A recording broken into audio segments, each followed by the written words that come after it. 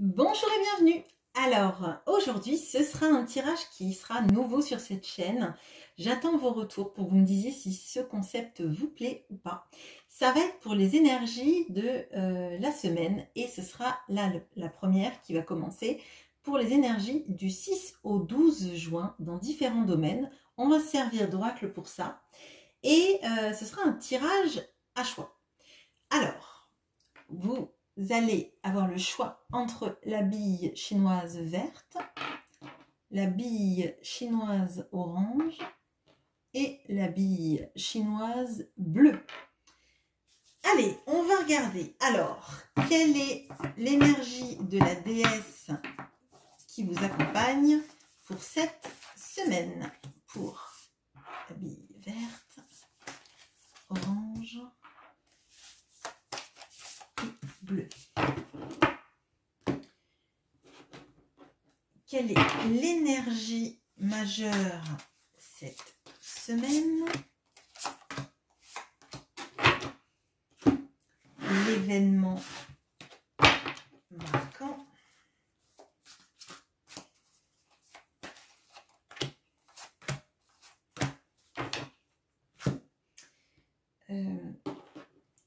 Dans le domaine professionnel,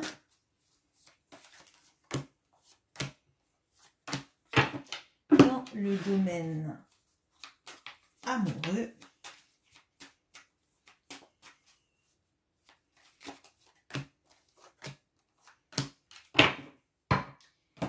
et le petit conseil de l'oracle Histoire de sorcière pour vous par rapport à toutes ces énergies. Alors, vous avez peut-être vu que vous avez ce livre-là. Ce sera par tas. Je vais vous demander de penser fort à une question à la fin, mais je vous le dirai. Et on aura la réponse du livre des oracles, mais ce sera à la fin. Alors, pour les personnes qui ont pris les billes chinoises vertes, je vais mettre ça là, ça là, et on commence pour les personnes qui ont pris la bille chinoise verte. Alors, qu'est-ce qu'on a pour vous? Alors, on a, je vais tout mettre et puis on va regarder ça. Alors, la déesse qui vous accompagne, c'est Oshun. Alors, je vais me servir du petit livre parce que je vous avoue que c'est une mythologie là que j'ignore. Alors, Oshun, 78. Donc, c'est une déesse africaine du peuple Yoruba, dans le panthéon d'êtres divins Orishas. Oshun est la divinité du monde de l'eau, des fleuves, des rivières et des ruisseaux. C'est la déesse des courants changeants et du renouveau. Elle incarne l'amour, la beauté, la tendresse et la fertilité. Elle est également associée à la culture et aux arts. Elle aime la danse et la festivité. Elle est la plus jeune des Orishas et porte les messages entre le royaume divin et le monde des humains. Elle symbolise la douceur, la grâce et la sexualité féminine, mais comme toute femme, elle peut aussi devenir vindicative et colérique. J'ai envie de dire, comme tous les hommes également. Elle défend ses enfants, mais ne manque pas d'être stricte avec eux afin de les responsabiliser. Son exploration, c'est entamer une formation, investir de façon consciente, trouver le bonheur en soi, se faire plaisir, s'observer dans un miroir, se dire « je t'aime », cultiver la gratitude, passer du temps dans l'eau, boire abondamment, faire la fête, se faire plaisir, aller voir une exposition, être plus doux avec soi-même, exprimer son amour à ses proches. Alors, là, tout de suite, ce que je vois, c'est qu'on parle, on nous dit que c'est la déesse des ruisseaux et des cours d'eau. Et dans l'événement marquant, on a le navire. Donc, moi, je pense que vous êtes amené dans cette semaine à vous ressourcer auprès de l'eau ou d'aller près d'un endroit où il y a de l'eau, hein, tout simplement. Un bord de mer, ça peut être des fleuves, une balade vers des ruisseaux, etc. Mais pour moi, il y a cette notion, en fait, de se ressourcer, peut-être de calmer les émotions aussi, hein, parce que l'eau est associée aux émotions. on a cette carte du courage et de la force. Et là, on voit quelqu'un qui se jette d'une falaise. Et moi, ça me fait penser aux gens qui plongent en fait dans l'eau, parce qu'ils ne plongent pas par terre. Hein. Donc pour moi, il y a cette notion en fait d'affronter ses propres émotions et de se dire que c'est ok si elles sont là. C'est ok si on ressent l'envie que les choses se passent et que ça nous prend au cœur en fait. Pour moi, ressentir vos émotions, c'est pas un mal. Et vous avez tout à fait la capacité de les maîtriser dans le bon sens, en fait. De ne pas vous laisser dépasser, de juste les accepter et de se dire que c'est normal de ressentir des émotions, parfois de la colère, parfois de la tristesse, et qu'il n'y a pas de problème avec ça. Vous n'avez pas à rougir de ça. Ce qu'on voit dans le terme du travail et de l'amour, c'est qu'il y a une vraie notion de temps. Là, on a le temps et la lenteur. Alors, pour moi, là, j'ai l'impression qu'on vous demande vraiment, cette semaine, c'est pas une semaine de folie qui va bouger, pour moi. C'est une semaine, en fait, de recentrage sur soi, sur ses priorités, sur ce qui marche, ce qui marche pas. Et on vous dit, en fait, de faire le point sur ce que vous ressentez, sur comment vous le ressentez, et pas forcément de vous projeter dans quelque chose. Je pense que vraiment, là, il y a un retour vraiment à soi, un retour à ses émotions, à les accepter, à les canaliser peut-être aussi. Peut-être que ça vous ferait du bien effectivement de prendre soin de vous et d'aller au bord de la mer, si vous pouvez vous le permettre. Sinon, si vous ne pouvez pas vous permettre d'aller au bord de la mer parce que c'est loin, parce que c'est cher, etc. Essayez de trouver un petit lac pas trop loin de chez vous ou un cours d'eau. Et je pense que c'est un moyen de vous ressourcer en fait. Parce que là, on voit qu'il y a des choses qui prennent du temps. Et en amour également, donc peut-être qu'il y a des frustrations par rapport à une situation qui n'avance pas, une situation qui se bloque, ou il y a l'impression en fait qu'il y a une échéance, mais que tout va trop lentement pour arriver à cette échéance, en fait. La carte de conseil de Histoire de sorcière vous dit d'accepter votre destinée. Et pour moi, justement, là, vous êtes confronté à du temps qui passe, qui file pas assez vite, des choses qui sont retardées, et on vous dit, ben, ça arrive pas pour rien en fait. Ça arrive parce que t'es à un moment donné, vous êtes à un moment donné, où vous avez besoin en fait de vous recentrer sur vos priorités, c'est-à-dire vous-même en fait. Vous-même et comment vous vivez les situations et vers là où vous voulez aller, mais vous en fait. Pas une relation, pas forcément un travail, etc. Juste en fait, vous priorisez vous dans votre vie parce que les choses, elles vont se faire. Elles vont se faire et elles mettent pour l'instant du temps. Là, vraiment, on a cette notion de temporalité qui est très forte. Alors, maintenant, je vais vous demander de penser très fort à une question. Vous pouvez mettre sur pause si pour vous la question elle est longue à venir. Et moi, je vais ouvrir une page au hasard et je vais vous répondre. D'accord ? Allez, pensez fort à votre question. Mettez pause si je vais trop vite. Et on y va. L'image dans la boule de cristal est brillante. Vous poursuivez vos plans. Ça veut dire que si vous avez envie de quelque chose, effectivement, il y a peut-être une notion de temporalité, de temps, de fait de prendre son temps, mais les choses vont arriver et on vous dit, accepte ta destinée. Ça veut dire qu'il y a la question à laquelle vous posez, la question que vous avez posée, en fait, aura une issue positive. Les choses sont en train de se dérouler et peut-être que vous ne les voyez même pas se dérouler. Vous imaginez que rien ne bouge et les choses, parce que les choses sont lentes, parce que les choses prennent du temps, il y a des retards sans doute, mais les choses vont arriver. Voilà ce que j'ai pour vous. Je mets une petite pause et on passe au tas orange. Alors, bonjour à vous qui avez pris le tas orange. Allez, qu'est-ce qu'on a pour vous ?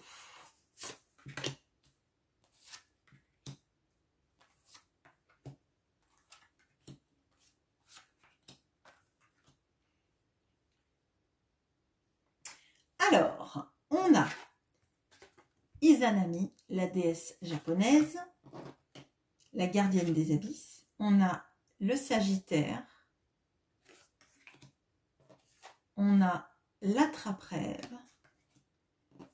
On a le voyage. Le couple. Et la guérison du cœur. Donc, Izanami, je vais vous lire le petit message du guidebook. Hop. Je crois que c'est une histoire assez triste. Hop. Des souvenirs que j'en ai. Donc, c'est la déesse de la création et de la mort. Le mythe raconte qu'elle créa l'archipel japonais avec son époux Izanagi, lorsqu'ils descendirent sur terre afin de donner forme au chaos. Elle transporta les flots avec sa lance céleste, puis forma les îles du Japon. Ils créèrent également tout ce qui contient la nature, les îles, les montagnes et les fleuves. Elle décéda en donnant naissance au feu et rejoignit ainsi le monde des morts. Son époux entreprit de la sauver, mais lorsqu'il découvrit son corps en décomposition, il prit la fuite et abandonna sa femme. Humilié, Izanagi promit de tuer chaque jour 1000 personnes du monde des vivants. Pour contrer cela, son mari répondit qu'il donnerait naissance à 1500 enfants chaque jour. Le message, c'est qu'il faut explorer le travail de l'ombre, en fait, vos parts d'ombre, tout simplement. Accueillir vos peurs, mettre davantage de souplesse dans des actions, apprendre quelque chose de nouveau, accepter la situation telle qu'elle est, ne pas essayer de changer l'autre dans la relation, cesser de se comparer, faire un travail thérapeutique sur les blessures du passé et prendre un temps d'introspection. Moi, ce que je vois tout de suite, là, c'est que cette déesse à qui il est arrivé des choses tristes et dramatiques, en fait, elle a quand même créé le monde. Donc, ça montre bien, en fait, l'ambivalence qu'on peut avoir entre nos parts d'ombre et nos parts de lumière, et que sans ombre, il n'y a pas de lumière, sans lumière, il n'y a pas d'ombre. Pour moi, là, on a beaucoup de cartes sur le fait de guérir son cœur. On a guérir son cœur et on a la quête de sens et la quête de soi. Et là, on nous parle de travail sur soi, de travail thérapeutique sur ce qu'on ressent aussi. Pour moi, là, vous avez une semaine où vous allez peut-être prendre conscience de la nécessité, en fait, de vous guérir de vos blessures passées et du fait qu'en fait, vous ne seriez pas la personne que vous êtes actuellement, avec toute votre force, avec toutes vos idées de vie, sans être passé par ce que vous avez connu et qui vous a peut-être bouleversé dans le passé ou marqué au fer rouge, on va dire. Là, il y a vraiment des possibilités cette semaine, en tout cas, d'aller vers un apaisement de soi, d'aller se reconnecter en fait au bonheur d'être la personne que vous êtes en fait, de retrouver en fait le sens et l'estime de vous, le sens en fait de ce par quoi vous êtes passé, parce que ça vous mène sur le chemin de là où vous allez aller en fait, et sur le chemin de là où vous êtes maintenant. L'événement majeur, on a l'attrape-rêve qui est en fait la carte du bouquet. Donc pour moi, là, il y a une belle surprise qui peut arriver pour vous. Alors, ça peut être une surprise de la part de la personne que vous aimez, qui soit vous propose d'aller en voyage avec lui ou elle, hein, soit de passer un moment agréable ensemble. Et je pense que ça peut effectivement vous faire énormément de bien. Si vous avez personne dans le cœur, il est possible que vous ayez une belle surprise lors d'un voyage et que vous puissiez rencontrer quelqu'un cette semaine. Vraiment, je tiens à le dire, là, avec le voyage, le bouquet et le couple, on a beaucoup d'énergie très positive. En plus, on a le Sagittaire et le voyage, donc il est possible même que vous rencontriez un Sagittaire si vous n'êtes pas Sagittaire vous-même. Donc, c'est des énergies de feu. Mais moi, ce que je vois, c'est qu'en fait, là, il y a de belles énergies qui vous sortent de... Parce que tout est plus ou moins lumineux, là. On a beaucoup d'étoiles, on a le feu, on a juste cette carte qui est triste, mais c'est une carte, en fait, d'ombre. Par rapport à toute la lumière qui est sur ce tirage, et pour moi en fait ça vous amène simplement à vous dire que vous êtes passé par des moments difficiles et qui sont maintenant derrière vous, que le meilleur est à venir et que le meilleur c'est vous reconnecter avec la personne que vous êtes, guérir vos blessures passées et que vous avez plein de belles choses qui arrivent en amour. Dans le domaine du travail, il est possible aussi que vous fassiez peut-être un déplacement ou que ce soit en prévision. Un déplacement qui serait plutôt positif à mon avis. Et si vous êtes célibataire, il est possible qu'au cours de ce voyage, vous puissiez rencontrer quelqu'un et que ça s'amorce en tout cas. Voilà, je vais prendre maintenant le livre des oracles. Vous allez penser très fort à une question. Vous pouvez mettre sur pause si vous n'avez pas trop d'idées. Et avec ce livre des oracles, je vais prendre une page au hasard et ce sera la réponse à la question que vous vous posez. Faites une pause. Allez. Neptune, la planète de l'illusion, vous avertit que vous déchanterez si vous persistez. Alors, pour moi, là, j'ai l'impression que c'est vraiment ce travail de l'ombre et de la lumière. Je pense que là, on vous invite vraiment à vous ouvrir sur le fait de d'aller de l'avant et de guérir vos blessures passées. Et si vous n'êtes pas dans cette optique-là, vous risquez en fait d'être dans un cercle un peu sans fin en fait, hein, tant que vous ne prenez pas conscience qu'en fait le meilleur est à venir pour vous, mais que ça passe aussi par un travail, si ce n'est thérapeutique, peut-être énergétique, peut-être juste simplement d'arriver à poser les mots sur vos douleurs passées ou vos craintes passées. Donc pour moi, on vous demande en fait simplement de quitter des schémas, alors c'est facile à dire, je sais, mais quitter des schémas pour aller vers autre chose, tout simplement. Et peut-être que quand vous avez posé votre question, il y a quelque chose dans votre question qui appelle le fait de ne pas s'obstiner dans une voie qui vous fait du mal. Voilà. Je fais une petite pause et on passe au tas bleu. Alors, bonjour aux personnes qui ont pris le tas bleu. Alors, qu'est-ce qu'on a pour vous?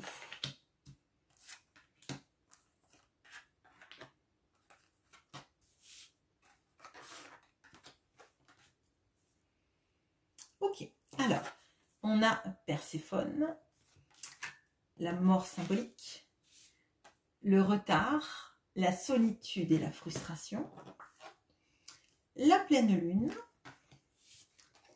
la clairvoyance, la stabilité et transformer et changer. Allez, je vous lis aussi à vous le guidebook, même si du coup Perséphone, je la connais bien. Hop. Alors, Perséphone, donc c'est la déesse grecque des enfers. À cause de sa beauté éclatante, Hadès décida de l'enlever pour en faire sa reine. Déméter, en colère, la chercha partout et déclencha une grande famine. Zeus, pour régler ce problème, décida que Perséphone passerait 6 mois de l'année avec sa mère et les autres 6 mois avec son mari. Elle favorise l'agriculture et revient sur Terre au printemps pour présider à la germination et retourne aux enfers à l'automne lorsque la nature se meurt. On lui attribue le cycle des saisons et le symbole de la vie et de la résurrection. Elle prend de nombreuses décisions en accord avec son mari et est considérée comme juste dans ses réflexions. Ses explorations, mettre des objets au feu, bon, vous n'êtes pas obligé de brûler les objets, hein, mais peut-être au rebut tout simplement. Faire un rituel de purification, se reposer, dormir, cultiver sa vision du futur, abandonner les liens néfastes, prendre soin de soi, trier, se séparer du surplus et de l'ancien, faire des dons à des associations, changer d'apparence, passer du temps les pieds dans la terre et observer les cycles de la lune. Alors, là, il y a quelque chose de très important. On a la lune qui revient donc 3 fois, donc une fois avec Perséphone, parce que les cycles de la lune, c'est par rapport aussi au temps qu'elle a été éloignée de sa mère et le temps qu'elle passait avec son époux. Et moi, ce que je ressens, parce qu'on a la clairvoyance, c'est une boule de cristal, mais on dirait une lune en fait.